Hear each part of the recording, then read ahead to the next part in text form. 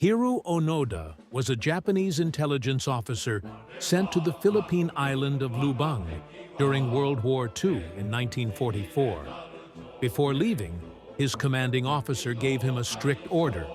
He was never to surrender, never to take his own life, and to continue his mission until he was officially relieved.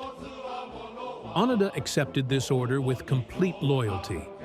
When Japan surrendered in 1945, Onoda was still hiding in the jungle.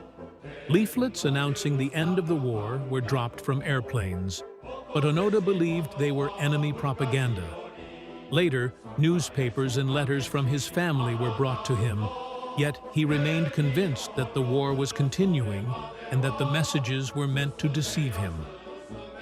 For the next 29 years, Onoda lived in isolation. He survived by eating bananas, coconuts, and stolen rice from nearby villages. He carefully maintained his uniform and weapon, carried out patrols, and stayed alert for enemy attacks. Over time, the other soldiers who had been hiding with him either surrendered or died, but Onoda continued alone, holding firmly to his orders.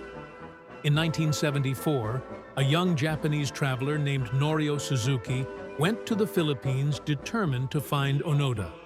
When they finally met, Onoda refused to surrender, explaining that he could only do so if his original commanding officer officially relieved him of duty.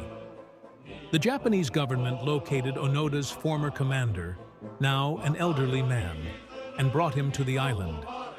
Standing in the jungle decades after the war had ended, the officer formally released Onoda from his mission. Only then did Onoda lay down his rifle, salute, and return to Japan.